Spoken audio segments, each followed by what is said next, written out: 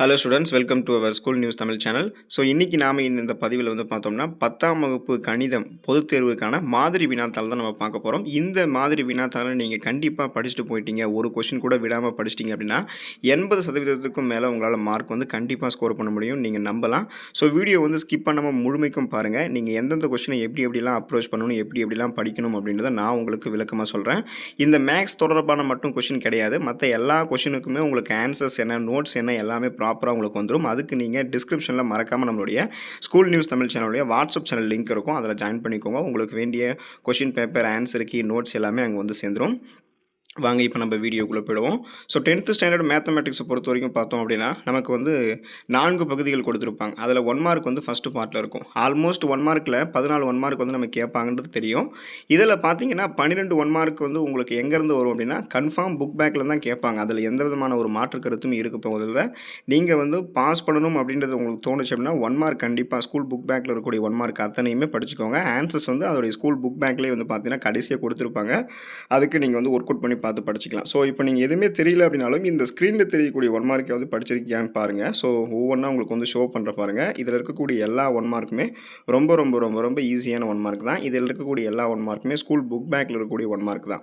இப்போ பாருங்கள், அந்த n of a = m மற்றும் n of b = n அப்படின்னா பியிலிருந்து ஏக்கு வரையறுக்கப்பட்ட சார்புகளினுடைய மொத்த எண்ணிக்கை என்ன அப்படின்னு கேட்குறாங்க. ஸோ இது எல்லாமே ஸ்கூல் புக் பேக்கில் தான் இருக்கும்.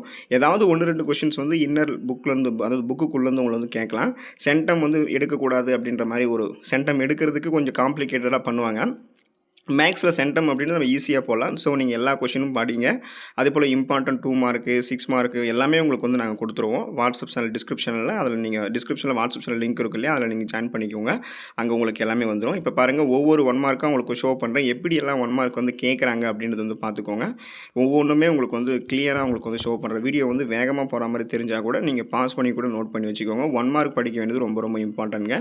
ஸோ ஒரு சில பேர் என்ன பண்ணுவாங்கன்னா 1 மார்க் இதுதான் அப்படின்னு சொல்லிட்டு அதுக்கான ஆன்சர்ஸை மனப்பாடம் பண்ணுவாங்க.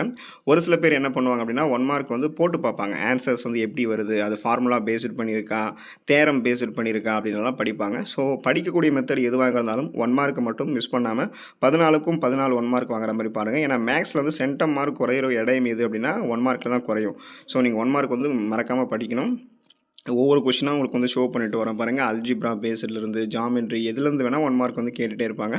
மறக்காமல் நீங்கள் ஸ்கூல் புக் பேக்கில் இருக்கக்கூடிய 1 மார்க் மட்டும் எப்பவுமே படிச்சுக்கோங்க. அதுதான் உங்களுக்கு எப்போதுமே கை கொடுக்கும். ஏதாவது 1-2 புக்குக்குள்ளேருந்து கேட்கலாம், ஆனால் அதிகபட்சம் புக் பேக்லேருந்து தான் வரும். ஸோ இப்போ 10 கொஷின்ஸ் உங்களுக்கு 1 மார்க் ஷோ பண்ணியிருக்கேன். ஸோ இதுக்கெல்லாம் ஆன்சர்ஸ் எல்லாமே உங்களுக்கு ஸ்கூல் புக் பேக்கில் தான் இருக்குது. இப்போ பாருங்கள், 11வது கொஷின்லேருந்து உங்களுக்கு ஷோ பண்ணிகிட்ருக்கேன். 11வது கொஷின் பாருங்கள். 15 சென்டிமீட்டர் உயரமும் 16 சென்டிமீட்டர் விட்டமும் கொண்ட ஒரு நேர்வட்ட கூம்பினுடைய வலைபரப்பு என்னன்னு கேட்குறாங்க.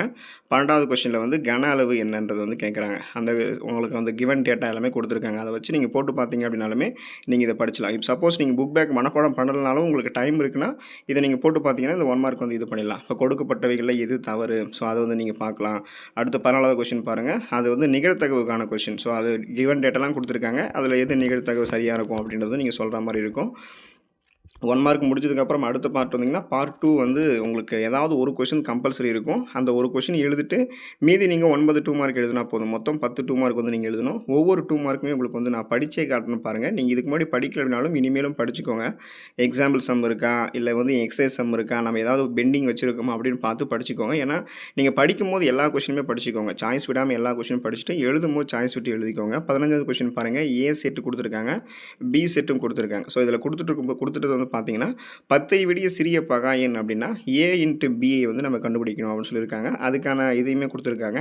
ஸோ அதில் பார்த்தீங்கன்னா அடுத்து 16வது கொஸ்டின் f of x கொடுத்துருக்காங்க, g of x கொடுத்துருக்காங்க. அப்போ அதில் கண்டுபிடி சொல்லியிருக்காங்க. ஸோ அதை படிச்சுக்கோங்க. 14வது கொஸ்டின் பாருங்கள். ஒரு நபரிடம் 532 பூந்தொட்டிகள் இருக்குது. அவர் வரிசைக்கு 21 பூந்தொட்டிகள் வீதம் அடுக்க விரும்புகிறாருன்னா எத்தனை வரிசைகள் முழுமை பெறக்கூடும் அப்படின்றது நீங்கள் எத்தனை பூந்தொட்டிகள் மீதம் இருக்கும் அப்படின்றதையும் சொல்லணும். அப்புறம் இந்த அல்ஜிப்ரா மாடலில் கூட்ட சொல்கிறாங்க. x³ divided by x minus y plus y³ divided by y minus x. 19வது கொஸ்டின் பாருங்கள். அது ஒரு மேட்ரிக்ஸ் சம். AB 2 மேட்ரிக்ஸ் கொடுத்துருக்காங்க. AB மற்றும் BA அது இருக்குது அப்படின்னா ரெண்டுமே சரியா அப்படின்றத நீங்கள் செக் பண்ணி பார்க்கணும், வெரிஃபை பண்ணணும். 20வது கொஸ்டின் பாருங்கள். உங்களுக்கு ஜாமெண்ட்ரியில் கேட்டிருக்காங்க. அந்த கொடுக்கப்பட்ட படத்தில் இருசம வெட்டி ADன்னு கொடுத்துட்டாங்க. BD = 4 சென்டிமீட்டர் அது மாதிரி கிவன் டேட்டா கொடுத்துட்டு ACயை கண்டுபிடி சொல்கிறாங்க. அதை நீங்கள் கிவன் டேட்டா போட்டு பார்த்தீங்கனாலே தெரிஞ்சிடும். அடுத்து பாருங்க 21வது கொஸ்டின்ல வந்து என்ன கேட்டிருக்காங்கன்னா, உங்களுக்கு 2 புள்ளி குடுத்துருக்காங்க. அந்த புள்ளிகள் வழி செல்லக்கூடிய நேர்க்கோட்டினுடைய சாய்வு -1/2 அப்படின்னா, ஏயோட மதிப்பு என்னன்னு கேட்குறாங்க. 22வது கொஸ்டின்ல வந்து செங்குத்தானது இந்த 2 நேர்க்கோடுகளும் ஒன்றுக்கொன்று செங்குத்தானது அப்படின்றத நீங்க காட்டணும்.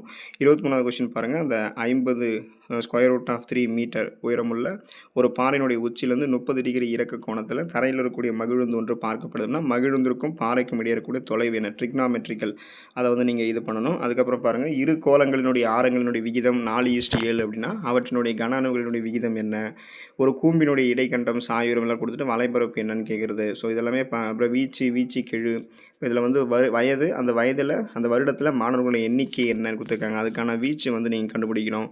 அதுக்கப்புறம் பார்த்தீங்கன்னா 27வது கொஸ்டின் பாருங்க. ஒரு கூடையில் இருக்கக்கூடிய 80 மஞ்சள் பந்து சம்திங் அந்த பஞ்செல்லாம் குடுத்துட்டு, நம்ம ஒரு பூ வந்து தேர்ந்தெடுக்கும்போது, அது வந்து மஞ்சள் நிற பூவாக இருக்கிறதுக்கான நிகழ்தகவு என்ன? அதில அப்புறம் கூட்டுத்தொடர் வரிசை, பெருக்குத்தொடர் வரிசை இதெல்லாமே அடிக்கடி நமக்கு ரிப்பீட்டடா கேட்கக்கூடிய 2 மார்க் கேட்கக்கூடிய இடம் தான். ஸோ ஒவ்வொரு யூனிட்டுக்குமே ஒரு 2 மார்க் கேட்டுருவாங்க. நீங்க இம்பார்ட்டன்ட்னா படிச்சு வச்சுக்கோங்க எல்லாமே.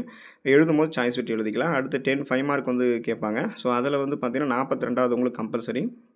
அந்த 42வது கொஸ்டின் போட்டுட்டு மீதி 4, 5 மார்க் போடலாம்.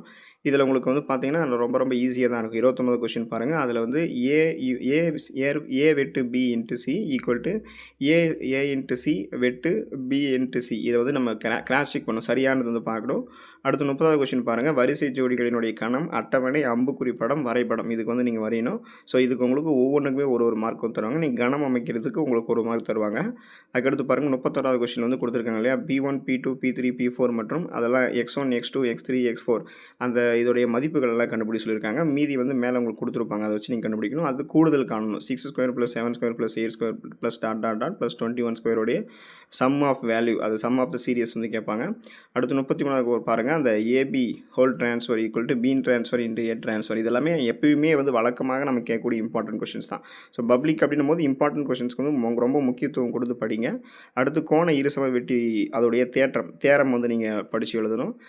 அது வந்து நீங்கள் சாய்ஸில் விட்டாலுமே வந்து விட்டுறலாம். ஏன்னா கம்பல்சரி வந்து உங்களுக்கு என்ன கொடுத்துருக்காங்கன்றது வந்து நீங்கள் தெரியும். 42வது தான் கம்பல்சரி. அதை மட்டும் எழுதிட்டு மீதி எதில் வேணால் நீங்கள் சாய்ஸ் விட்டு எழுதிக்கலாம். படிக்கும்போது நீங்கள் எல்லா தேற்றத்தையுமே படிச்சுக்கோங்க. அப்போ தான் ஏதாவது உங்களுக்கு கஷ்டமாக வந்தால் கூட ஈஸியாக நீங்கள் படித்ததை எழுதிட்டு போயிடலாம்.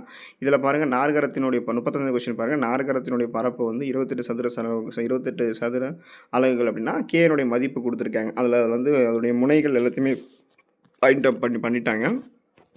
36வது கொஸ்டினில் வந்து பார்த்தீங்கன்னா நேர்கோட்டினுடைய சமன்பாடு கேட்குறாங்க. 37வது கொஸ்டின் வந்து நிரூபிக்கணும். அந்த இதை வந்து நம்ம ப்ரூவ் பண்ணணும். 38வது கொஸ்டின் வந்து பாருங்கள். நாதன் உருவாக்கிய மாதிரியினுடைய கன அளவு அதை வந்து கியூப் வந்து கேட்குறாங்க. ஸோ அதை வந்து நீங்கள்லாம் வீடியோ வந்து வேகமாக போகுதுன்னு நினைக்காதீங்க. பாஸ் பண்ணி கூட கொஸ்டினை நோட் பண்ணி நீங்கள் இது வரைக்கும் இதை படிச்சிருக்கீங்களா படிக்கலையா எல்லாமே பார்த்துக்கோங்க. அடுத்து 16 சென்டிமீட்டர் ஆரம் இருக்கக்கூடிய ஒரு உலோக பந்து உருவாக்கப்பட்டு 2 சென்டிமீட்டர் ஆரம் இருக்கக்கூடிய சிறு பந்துகளாக மாற்றப்பட்டதுன்னா எத்தனை பந்துகள் கிடைக்கும் அப்படின்னு தெரிஞ்சிடும். அப்புறம் 40வது கொஸ்டின் பாருங்கள். 41வது கொஸ்டின் பாருங்கள். இது எல்லாமே இம்பார்ட்டன்ட் தான். இது நமக்கு வந்து ஈஸியாக போட்டலாம். ஏன்னா நிகழ்தகவுல வந்து ஈஸியாக மார்க் எடுத்துடலாம். இதில் வந்து வெள்ளை, கருப்பு அல்லது சிவப்பு, வெள்ளையாக இல்லாமல், வெள்ளையாகவும் கருப்பாகவும் இல்லாமல் இது மாதிரி இருக்கிறதுக்கான நிகழ்தகவு என்ன அப்படின்றத கிவன் டேட்டா வச்சு நம்ம போட்டுருணுங்க. இதெல்லாம் முடிஞ்சிச்சு அப்படின்னா அடுத்து பாருங்கள் உங்களுக்கு அந்த 42வது கொஸ்டின் இந்த சமன்பாட்டினுடைய மூலங்களினுடைய தன்மையை வந்து நீங்கள் ஆராயணும்.